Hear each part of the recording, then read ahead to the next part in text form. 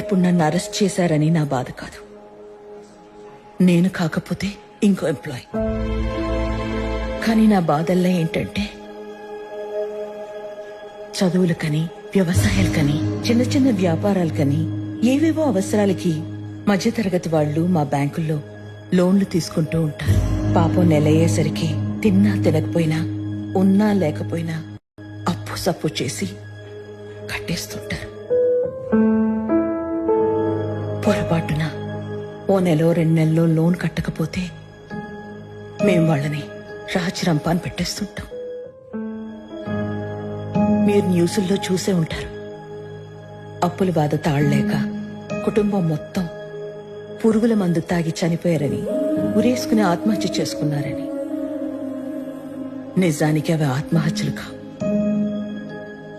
హత్యలు. అలాంటిది